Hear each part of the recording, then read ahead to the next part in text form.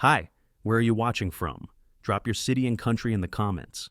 The perimeter of Launch Vector 09 was defined not by fences, but by the high-frequency hum of automated inductive charging pads. Situated on a desolate, elevated plateau overlooking 12,000 hectares of continuous sunflower monoculture in the eastern agribusiness zone, the facility felt like a cross between a military outpost and a commercial hive. The air was dry, carrying the subtle, irritating scent of ionized copper, synthetic hydraulic fluid, and the bitter dust of crushed sunflower husks thrown up by the constant, low-altitude vortexes of departing rotocraft. Every 40 seconds, an automated carbon fiber transport drone, with a 4-meter wingspan and a dual-propeller assembly, swung down from its final approach path, its landing skids locking into the universal magnetic cradles with a sharp, heavy clack. Elena Vance stood inside the glass-fronted monitoring annex, her arms crossed over her tech fabric tactical vest. Unlike the field inspectors of the older processing plants, Elena was a spatial data architect. Her tool was not a wrench, but a real-time vector matrix.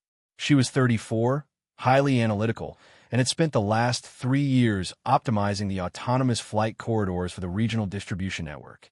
Behind her, the wall-sized main screen of the Vector OS platform displayed a mesmerizing, real-time wireframe model of the entire basin, showing hundreds of small, neon blue insect-like icons moving along perfect, predictive spline curves across the digital sky. To the logistics planners at the Central Logistics Terminal, the Eastern Zone was a closed, perfectly solved mathematical equation. The target for the late summer desiccant spraying campaign was absolute. 98% coverage across all quadrants before the seasonal humidity inversion arrived. Raymond Vance, the newly appointed senior grid optimizer, whose entire reputation rested on reducing air asset dwell time through multi-threaded routing algorithms, had deployed a major system update to the regional drone swarms navigation core. With a remote code injection executed from the capital city's operations hub, Raymond had compressed the mandatory obstacle clearance buffers from 15 meters down to 4 meters above the crop canopy.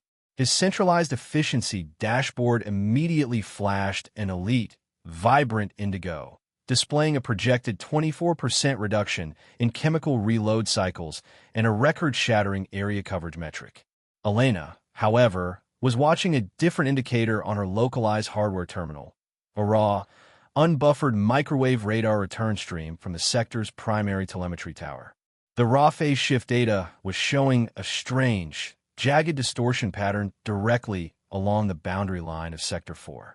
The automated navigation system smoothed this distortion out, classifying it as transient atmospheric clutter or standard ground layer heat shimmer. But Elena knew the physical geography of the basin better than any server algorithm. The compressed 4-meter flight buffer was forcing the heavy, chemically loaded drones into the hyper-dense electrostatic boundary layer created by the massive, pollen-heavy sunflower heads. The friction of thousands of carbon fiber propellers spinning at 6,000 RPM just feet above the dry, static charge crop was actively generating a massive, localized dielectric field. The sky wasn't clear. It was turning into an ungrounded, invisible capacitor, waiting for a path to Earth. The pneumatic door of the monitoring annex slid back, admitting Raymond Vance, who had arrived on the evening high-speed rail line to personally witness the completion of the record-breaking spraying cycle. He wore a crisp, tailored corporate uniform with silver optimization pins on his lapel, his hands resting confidently on the frame of a custom, transparent holographic interface device. "Elena," Raymond began, his voice carrying the smooth, rehearsed cadence of a corporate keynote speaker. "The central efficiency queue is showing that you've manually held back Wave 4, 30 heavy-payload distribution units, from entering the Sector 4 flight corridor. The telemetry log flags your action as a manual override based on unverified environmental variables. We are 12 minutes away from hitting our seasonal milestone. Release the vector constraint." Elena didn't look back at him. Her fingers were flying across a mechanical diagnostic console, splitting the raw radar return from Tower 09 into individual microfrequency bands. The drones in Wave 3 are already reporting a linear drift in their internal MEMS gyroscopes, Raymond. Your compressed flight profile is forcing them directly into the static canopy. The sunflowers are discharging upwards due to the ground induction effect of the low-flying hulls.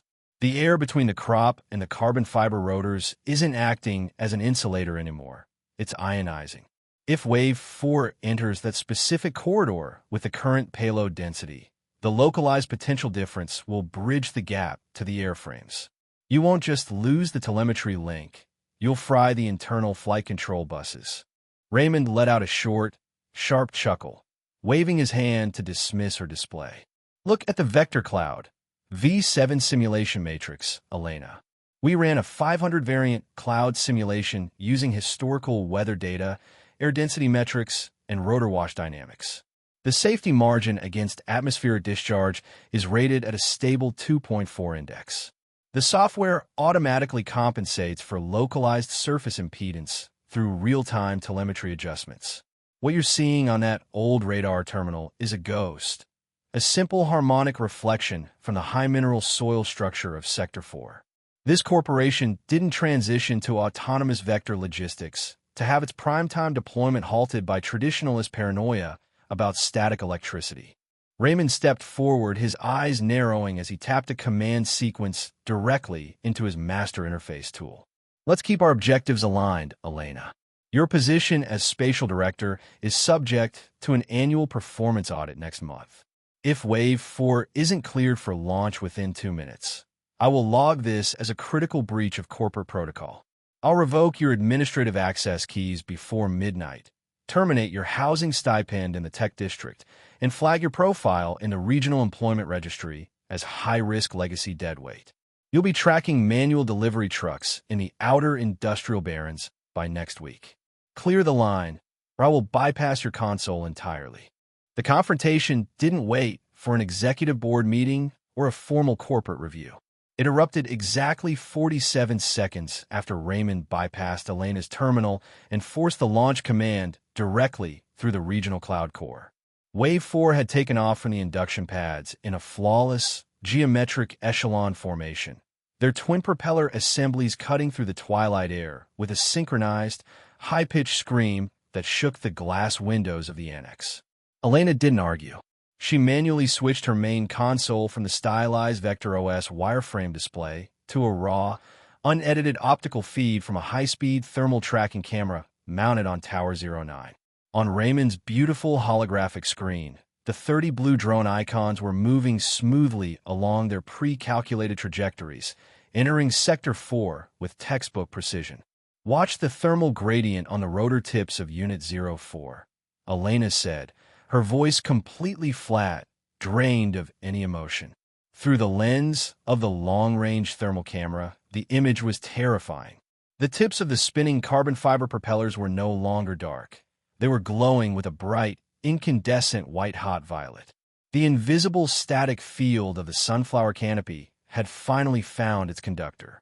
A spectacular 3-meter arc of brilliant, jagged blue lightning suddenly ripped upward from the dark surface of the field, striking the underside of Unit 04 with a sound like a pistol shot that picked up over the external monitoring microphones. Within milliseconds, the corporate holographic display began to fracture. The pristine blue icons didn't shift or recalculate.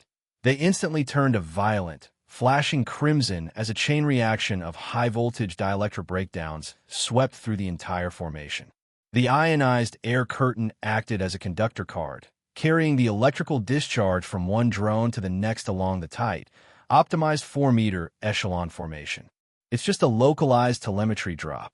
Raymond stammered, his fingers slipping across his transparent interface as the software began spitting out endless lines of low-level hardware exceptions. Core bus failure, voltage inversion, critical disconnect. The cloud routing system will automatically trigger the emergency hover protocol. The hover protocol requires an active flight control computer, Raymond, Elena said, pointing out the glass window toward the horizon. Out in the darkness of Sector 4, The sky was filled with falling stars. One by one, the 30 heavy-payload drones were losing structural integrity as their internal lithium polymer battery packs, ruptured by the massive voltage surge, underwent explosive thermal runaway. The heavy, carbon fiber airframes were folding into themselves, dropping like molten stones into the dry, flammable sunflower field below. Within seconds, a jagged line of intense, chemical fires began to spread across the multi-million-dollar crop, illumination matching the brilliant violet glow of the static canopy that had destroyed them. Raymond stood frozen, his tablet interface dead, its glass screen reflecting the flickering orange glow of the burning sector on the horizon.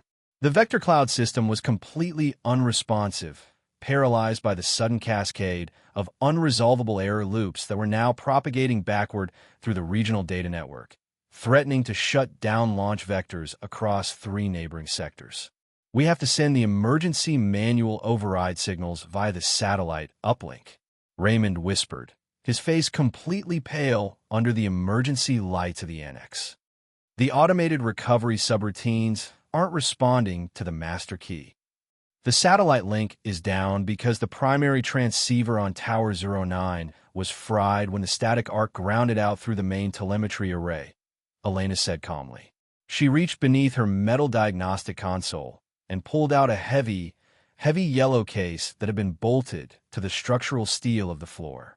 Inside was an old, military surplus field terminal, a massive, ruggedized box of olive drab aluminum, entirely devoid of touchscreens, wireless antennas, or cloud connectivity. It featured a physical, mechanical rotary dial and a thick, armored copper coaxial cable that ran directly into the deep conduit shafts of the station. This is the Regional Emergency Civil Defense Isolation System, Protocol number 014, Elena announced, snapping open the heavy steel latches of the terminal.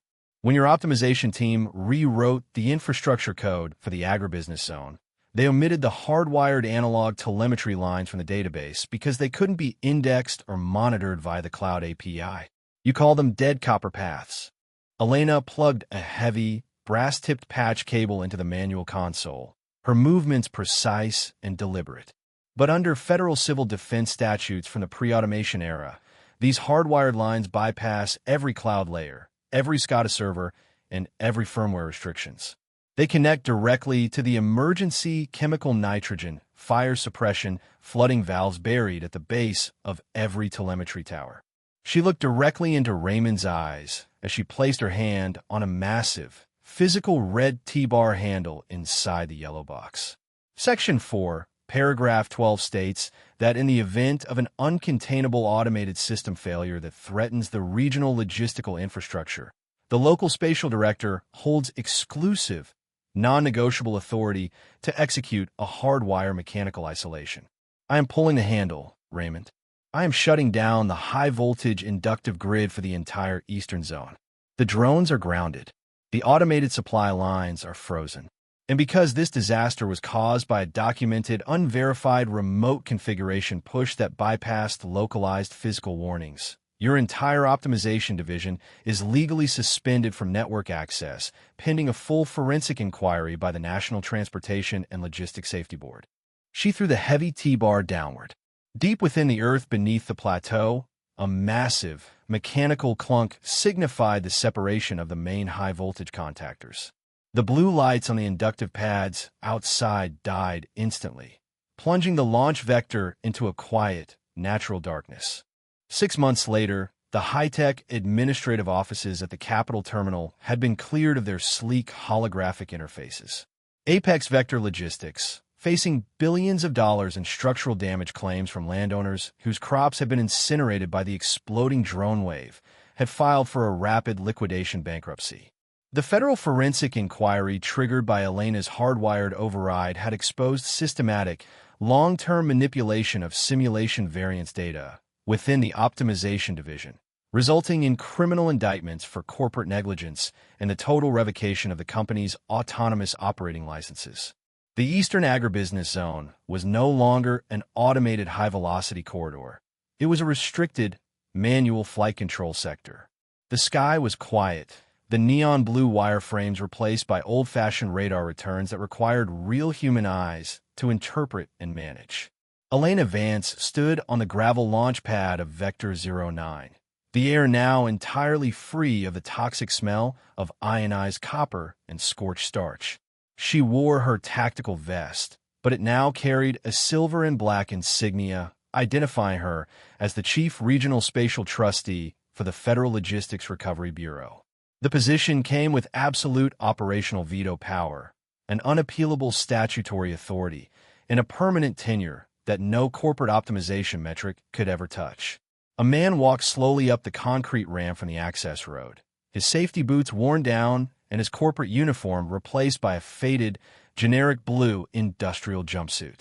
He was carrying a heavy, manual optical surveyor's transit on his shoulder, his hands rough and chapped from field labor. It was Raymond Vance. Following the criminal dissolution of his division, his technical credentials had been permanently blacklisted throughout the autonomous tech sectors, leaving him with an immense personal debt and a professional history that made him completely unemployable in the corporate world. "Elena," Raymond said, his voice low, raspy, and entirely stripped of its former artificial keynote cadence. He kept his eyes on the concrete near her boots, unable to look her in the face. "The Bureau's field office. They told me that all manual ground truth surveying teams for the new boundary sector must be personally approved and vetted by your desk. I've applied for the position of third-class physical coordinate marker runner for the sector for marshlands. I need the clearance to retain my basic housing permit in the municipal sector." Elena looked at him for a long, quiet moment, the silence between them broken only by the natural, clean whistling of the wind through the sunflower fields below the plateau. "The manual coordinate markers have to be physically driven into the ground every Thursday morning at 4:30, Raymond," Elena said evenly, her voice steady and precise.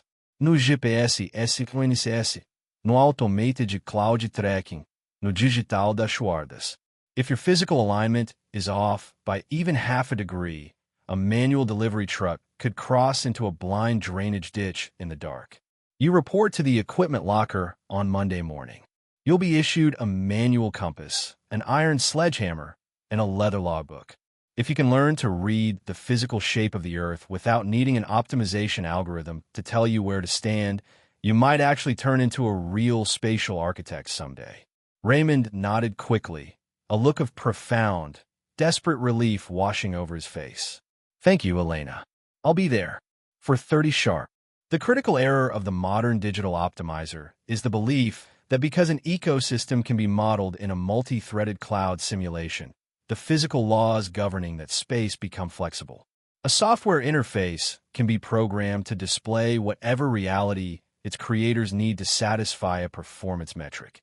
It can ignore a static accumulation, it can minimize a localized dielectric shift, and it can compress physical clearance buffers to zero in order to present a beautiful, high-yield graph to a group of investors. The digital simulation is infinitely submissive, eager to please, and entirely detached from the friction of the real world. But the physical universe is completely non-compliant. A carbon fiber propeller spinning through an ionized air layer does not care about your Q4 milestones or your career path. An electrostatic discharge from a field of sunflowers cannot be negotiated with, patched with a hotfix, or bypassed with an administrative API key. Voltage potential, atmospheric dielectric strength, and the brutal laws of grounding are entirely indifferent to human ego, corporate branding, or cloud-based optimization models. When a system begins to treat its digital dashboards as the ultimate truth while ignoring the physical conditions of the field, its failure is no longer a statistical risk. It is a mathematical certainty. The truth of the physical world will always ground itself against the simulation, and it usually arrives in the form of a blinding blue arc, a sky full of falling fire, and a spatial architect with a hardwired wire and an old aluminum box that your cloud architecture forgot to delete.